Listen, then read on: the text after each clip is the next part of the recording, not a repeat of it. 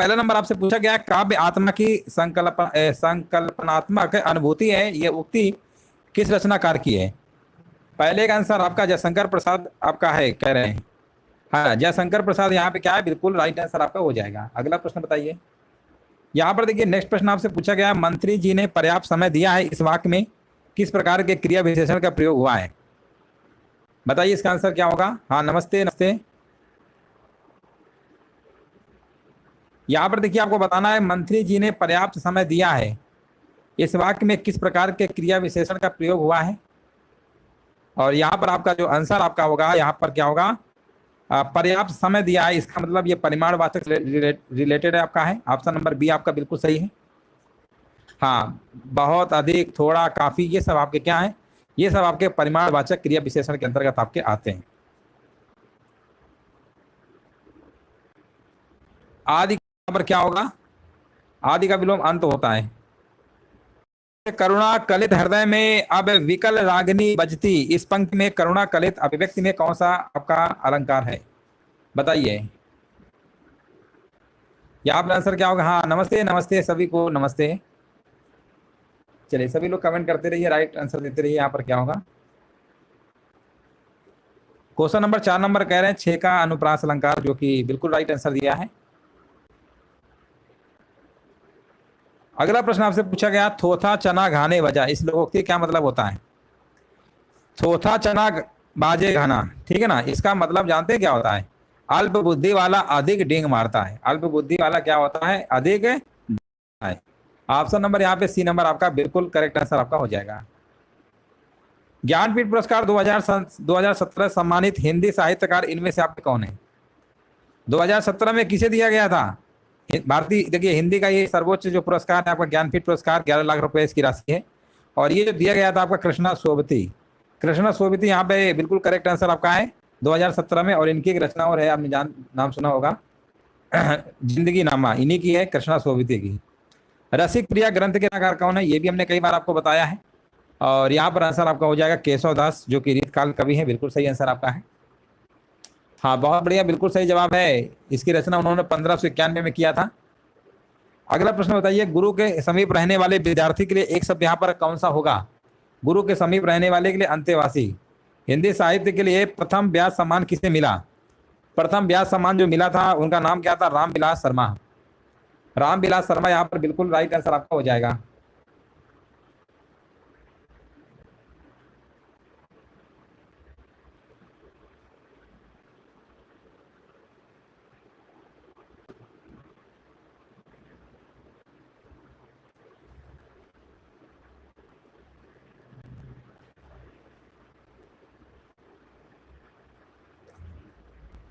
मनोदशा का संधि विच्छेद यहाँ पर क्या होगा 10 नंबर में? मना प्लस दशा, विसर्ग संधि है।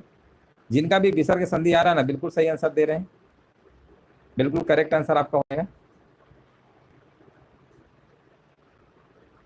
हाँ, बहुत बढ़िया, बिल्कुल सही है। सुख दुख की भावावेशमयी अवस्था विशेष का गिने चुने शब्दों में स्वर साधना का उपयुक्त चित्रण कर देना ही गीत है। ये उक्ति किस रचनाकार की है? तो ये उक्ति जो है याद रखना, ये आपकी महादेवी वर्मा की है, छायावादी काव्य की कवित्री है भैया महादेवी वर्मा। इनका जन्म जो है फर्रुखाबाद में हुआ था, उत्तर प्रदेश में पड़ता है। उत्तर प्रदेश में आपके 75 जिले हैं।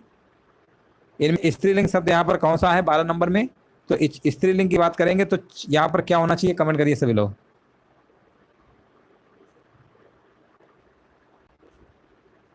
देखिए, संदेश और खत और पत्र ये आपके पुल्लिंग होते हैं। यहाँ पर चिट्ठी होना चाहिए, चिट्ठा नहीं, चिट्ठी। यहाँ चिट्ठी कर लीजिए, चिट्ठी लिखा होना चाहिए था, चिट्ठी नहीं लिखा है, सही कर लीजिए। चिट्ठी आपका क्या होगा, स्त्रीलिंग होगा। यहाँ पर चिट्ठी कर लीजिए, ठीक है ना। चिट्ठी क्या होगा, स्त्रीलिंग होगा। भारतेंदु हरिचंद किस पत्रिका के संपादक थे? तो याद रखिएगा, ये आपके थे कवि वचन सुधा।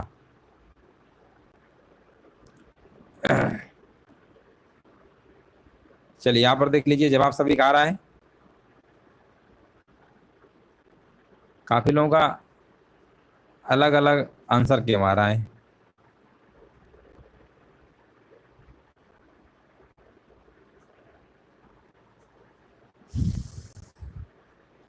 हाँ, यहाँ पर सही तो है आपका। इंदुपति का जयशंकर प्रसाद भैया, कहाँ, हमने भारतेंदु हरिचंद पूछा है। चलो सही है, उसका आगे बढ़िए। अगला प्रश्न बताइए, छठा विश्व हिंदी सम्मेलन भैया कब हुआ था, किस वर्ष हुआ था? ये आपका 1999 में हुआ था, ब्रिटेन में हुआ था, है ना। हाँ, ब्रिटेन में हुआ था, लंदन में हुआ था आपका।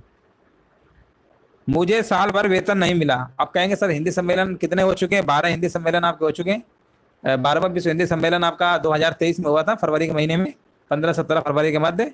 एक नाडी शहर पड़ता है फिजी में हुआ था। मुझे साल भर वेतन नहीं मिला, इस वाक्य में किस प्रकार के क्रिया विशेषण का प्रयोग हुआ है? तो इसमें आपका हुआ है, यहाँ पर आपका कालवाचक होगा, साल भर, है ना, कहीं ना कहीं समय को बता रहा है। अग्र का विलोम यहाँ पर क्या होना चाहिए? अग्र का विलोम आपका क्या होगा बताइए? अग्र का, अग्र क्या होता है? पश्च हो जाएगा, ठीक है ना। ऑप्शन नंबर, हाँ बिल्कुल सही है, ऑप्शन नंबर आपका राइट आंसर आपका सही है, अग्र का पश्च होता है।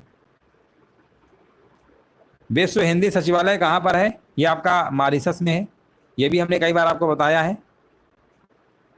आगे बढ़िए। कभी कभी मेरे दिल में ख्याल आता है, इस वाक्य में कभी कभी किस प्रकार का क्रिया विशेषण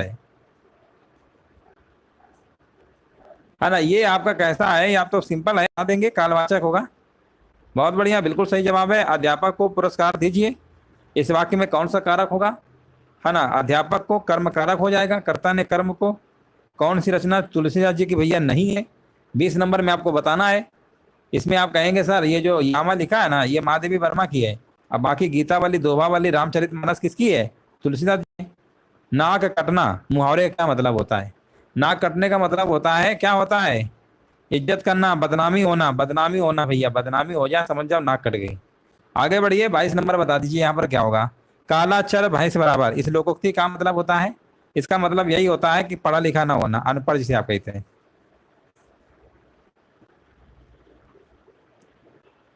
बहुत बढ़िया, बिल्कुल सही जवाब है। अगला प्रश्न आपके सामने है, रस का, अद्भुत रस का स्थायी भाव क्या होगा?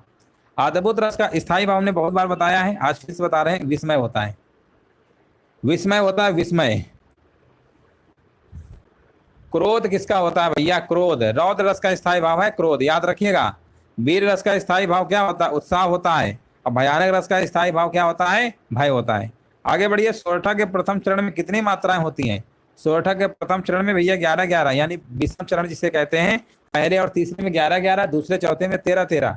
और इसी का अगर हम दोहा की बात करेंगे ना, तो इसको उल्टा कर दीजिएगा। यानी दोहा में क्या होता है? प्रथम और तृतीय चरण में 13-13 मात्राएं होती हैं, और दूसरे और चौथे में 11-11 होती हैं। दोहे का उल्टा क्या होता है? सोरठा होता है। रसों का राजा किस रस को माना गया है? 25 नंबर में आपको बताना है, ये माना गया श्रृंगार रस। श्रृंगार रस का स्थायी भाव क्या होता है? रति होता है, याद रखिएगा, ये भी कई बार पूछा गया है। 4 विकल्प आपके सामने, आपको यहाँ पर कमेंट करना है, लिखा हुआ है, यहाँ पर बताना है, चयन करें। जो निर्देशानुसार वाक्य परिवर्तन वाला सही विकल्प दिया गया है। आप इस किताब को पढ़े हैं, कर्मवाच्य। 26 नंबर का कमेंट करिए सभी लोग। यहाँ पर क्या होना चाहिए? पहला ही ऑप्शन कह रहे होगा, इस किताब को आपके द्वारा पढ़ा गया है, जो कि बिल्कुल करेक्ट आंसर दिया गया है।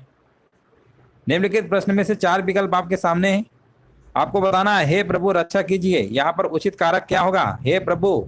27 नंबर, है ना, यहाँ पर आंसर आपका हो जाएगा संबोधन कारक। पहला ही विकल्प आपका सही है।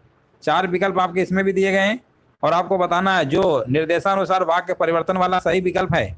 बच्चों ने खेल खेला, भविष्य काल में क्या होना चाहिए? यहाँ पर होगा बच्चे खेल खेलेंगे भैया, बच्चे खेल खेलेंगे। बहुत बढ़िया, देखिए बिल्कुल करेक्ट आंसर आ चुका है। कौन सा असुर का पर्यायवाची शब्द आपका यहाँ पर नहीं है? 29 नंबर में अगर हम बात करेंगे ना, तो असुर का देखिए धनुज, निशिचर, राचा, ये सब है, लेकिन जो महाकाय लिखा है ना, ये आपका नहीं होगा, याद रखिएगा, ये आपका नहीं है, बाकी सब है। यहाँ पर आपसे पूछा गया है विलोम शब्द बताइए, कौन सा जोड़ा आपका सही नहीं दिया गया है? 30 नंबर में कमेंट करिए सभी लोग, आंसर क्या होगा? अब देखिए, बच्चे का विलोम क्या होता है? बच्चे का विलोम जवान नहीं होता है, बच्चे का विलोम होता है बूढ़ा होता है। क्या होता है दोस्तों? बूढ़ा होता है। और ये क्या लिख रहे हैं? जवान, इसलिए यही वाला गलत है। बाकी उत्तम, अदम, व्यष्टि, समष्टि, राग, विराग, विराग, ये सब आपके करेक्ट हैं, लेकिन ऑप्शन नंबर सी आपका बिल्कुल गलत दिया गया था। त्रिलोचन शास्त्री को हिंदी अकादमी का जो सलाहकार सम्मान है, ये कब प्रदान किया गया?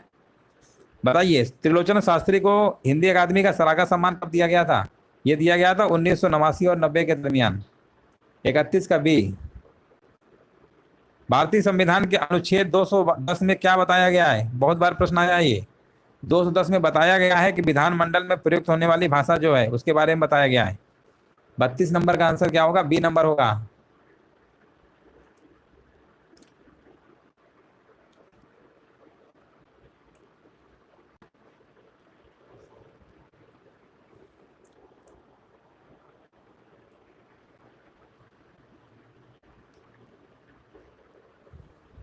4 विकल्प आपके सामने हैं। अगले प्रश्न में बताना है जो एक दिए गए शब्द का सही स्त्रीलिंग शब्द है। राजपूत क्या होता है? राजपूत का होता है राजपुतानी होता है। क्या होता है? राजपुतानी। विद्वान व्यक्ति पूज्य होते हैं। वाक्य में प्रयुक्त विशेषण कौन सा है? 34 नंबर का सी होगा, गुणवाचक। नेक्स्ट प्रश्न आपके सामने, दूसरा टेस्ट स्टार्ट हो चुका है। यहाँ पर आपको बताना है आम खाया जाता है, कौन सा वाच्य है? आम खाया जाता है ना? तो यहाँ पर कैसा कर्मवाच्य होगा? कौन से यहाँ पर अव्यय है? सेकंड नंबर बताइए, अव्यय पूछा गया है। अव्यय में अगर हम बात करेंगे तो यहाँ पर जो तथा लिखा है ना, अव्यय में आएगा। चंद्रगुप्त नाटक के रचयिता भैया कौन है? चंद्रगुप्त नाटक के जो रचयिता हैं वो हम भैया जयशंकर प्रसाद जी हैं। तीसरे नंबर का बी नंबर ला दीजिए। भारत भारती के रचनाकार कौन है? ये भी प्रश्न हमने बहुत बार बताया है। इनकी और भी रचनाएं साकेत है, यशोधरा है। इसके भैया है मैथिली शरण गुप्त है। कहाँ ऑप्शन दिया है? पहला ही विकल्प लगा दीजिए। नीति निपुण शब्द में कौन समास होगा? नीति निपुण में कौन समास होगा? 5 नंबर में कमेंट करना है सभी लोगों को। यहाँ पर आंसर आपका हो जाएगा तत्पुरुष समास हो जाएगा। 5 नंबर का ए नंबर आपका। इसका समास विग्रह भी करेंगे ना तो नीति में निपुण होगा, बिल्कुल सही है। आगे बढ़ेंगे। यहाँ पर बताइए आत्मनेपद के रचनाकार भैया कौन है? आत्मनेपद के रचनाकार कौन है? 6 नंबर में याद रखिएगा, अज्ञेय जी हैं। ऑप्शन नंबर सी लगा दीजिए। परमात्मा की कृपा सर्वत्र व्याप्त है। इस वाक्य में किस प्रकार के क्रिया विशेषण का प्रयोग किया गया है? परमात्मा की कृपा सर्वत्र व्याप्त है। यहाँ पर 7 नंबर का आंसर आ चुका है, स्थानवाचक। इनमें से अध्यापिका का बहुवचन क्या होगा? अध्यापिका का बहुवचन आपका सिंपल सी बात है, अध्यापिकाएं हो जाएगा। ऑप्शन नंबर बी लगा दीजिए। कौन सा शब्द यहाँ पर शुद्ध है? आशीर्वाद कैसे लिखते हैं? कई बार हमने बताया है। आशीर्वाद जो लिखा जाता है वो ऑप्शन नंबर डी को ध्यान से देख लीजिए, इसी तरीके से लिखते हैं जैसे यहाँ पे लिखा हुआ है। अगला प्रश्न आपके सामने है 10 नंबर। जिसकी आशा न की गई हो उसके लिए एक शब्द यहाँ पर क्या होगा? जिसकी आशा न की गई हो उसके लिए एक शब्द आपका हो जाएगा अप्रत्याशित हो जाएगा। पहले विकल्प आपका सही है। जहाँ खाना मुफ्त मिलता है वाक्य के लिए उपयुक्त शब्द यहाँ पर क्या होगा? आपने देखा होगा कई जगह खाना मुफ्त मिलता है तो उसके लिए आप क्या कहेंगे? एक शब्द में सदाव्रत कहेंगे, यथाशक्ति कहेंगे, या भोजनालय कहेंगे, या रसोई कहेंगे। 11 नंबर में यहाँ पर बता रहे हैं सदाव्रत, बिल्कुल सही आंसर है। पहला ही विकल्प आपका हो जाएगा। बहुत बढ़िया, बिल्कुल सही जवाब है। और 12 नंबर में देखिए कमेंट करना है। निम्नलिखित प्रश्न में से 4 विकल्प आपके सामने दिए गए हैं, उस सही विकल्प का चयन करिए जो बताता है कि कौन सा पुरुषवाचक सर्वनाम का भेद आपका नहीं है। मतलब आपको बताना है पुरुषवाचक सर्वनाम का भेद कौन सा नहीं है। सिंपल सा प्रश्न है। आप कहेंगे सर अन्य पुरुष सुना है, मध्यम भी सुना है, उत्तम सुना, लेकिन अति उत्तम नहीं सुना है, इसलिए आंसर गलत कौन सा है? सी नंबर। 4 विकल्प यहाँ पर भी दिए गए हैं। कह रहा है प्रश्न में चयन करें। क्या भैया चयन करना है? लिखा हुआ है क्रिया भूतकाल से शुरू होकर अभी अभी समाप्त हुई है, तो उस केस में बताइए कौन सा काल होगा? उस काल वगैरह रट्टा मान लीजिए, असामान्य भूतकाल, अपूर्ण भूतकाल। अपूर्ण में तो बताया था ना, रहा था, रही थी, इस तरीके से आते हैं। तो इनके सब अच्छे से बार पढ़ लेंगे ना तो काल से कोई प्रश्न आपको गलत नहीं होगा। इसमें आसन्न भूतकाल होगा। कौन सा काल है भैया? आसन्न भूतकाल है, जिससे क्रिया के यहाँ पर समाप्ति की जो निकटता बिल्कुल स्पष्ट हो। अभी अभी लग रहा है समाप्त हुई है तो समझ जाओ आसन्न भूतकाल है। ये लिखा ना, क्या लिखा हुआ था? क्रिया भूतकाल शुरू होगा, अभी अभी समाप्त हुई है, तो इसका मतलब आसन्न होगा। कौन सा व्यंजन नासिका के द्वारा उच्चारित होता है? नासिका, नाक मतलब, ठीक है ना। तो 14 नंबर में आप कहेंगे सर ये तो अणा, अणा बोल के देखिए ना आएगा आपका नाक। निम्न वाक्य विशेषण की किस अवस्था? निम्न वाक्य बताइए विशेषण की किस अवस्था से है?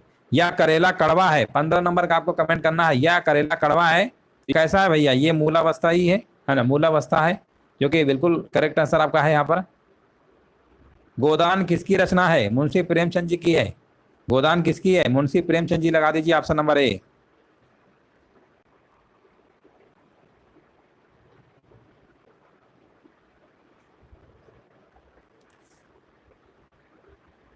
अगला प्रश्न देखिए, यहाँ पर आपसे पूछा गया महादेवी वर्मा को ज्ञानपीठ पुरस्कार किस कृति पर मिला? अभी हमने बताया था 11 लाख रुपए भैया ज्ञानपीठ पुरस्कार में दिया जाता है।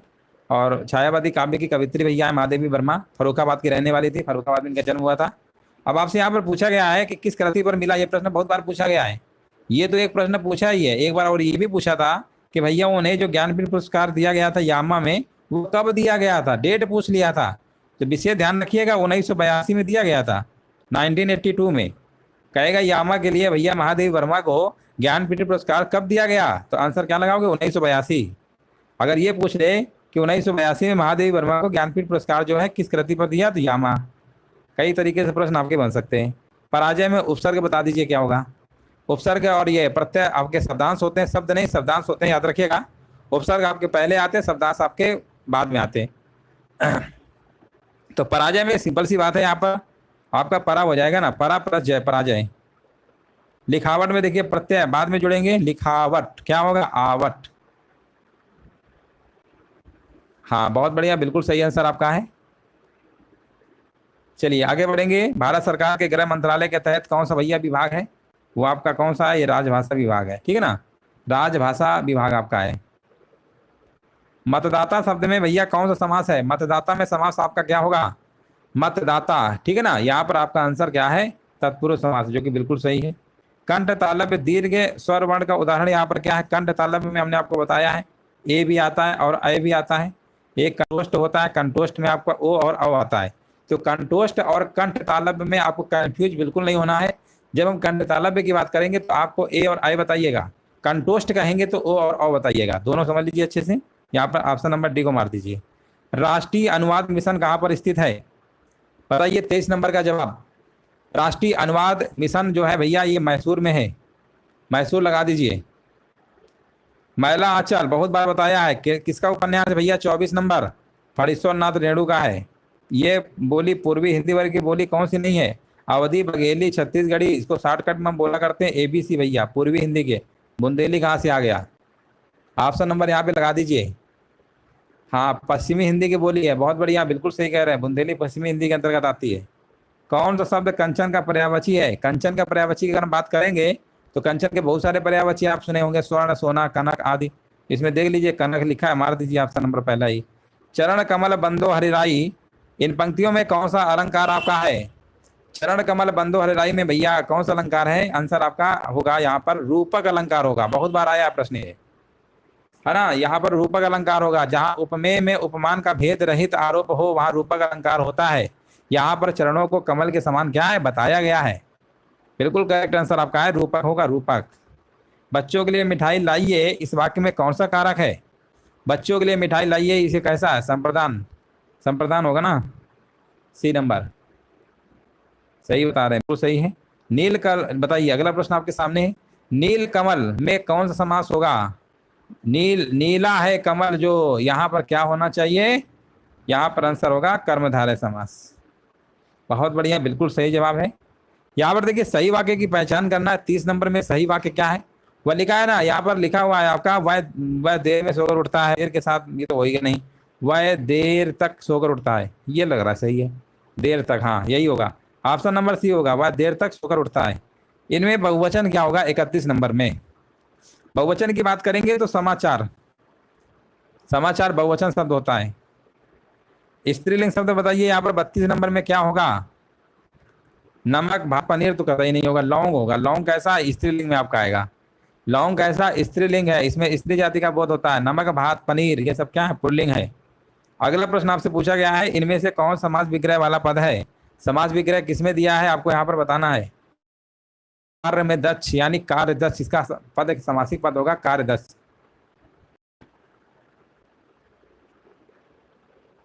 है ना, बिल्कुल देखिए आप, ये आंसर आपका हो जाएगा कार्य में दक्ष, कार्य दक्ष। जिस समास में पूर्व पद और उत्तर पद दोनों ही प्रधान हो वह कौन समास होता है, वो आपका होता है द्वंद्व समास, दिन रात, माता पिता, है ना, इस तरीके से जो होते हैं आपके, धर्म अधर्म। तो 34 नंबर का सी। बस यहीं तक क्वेश्चन थे आपके।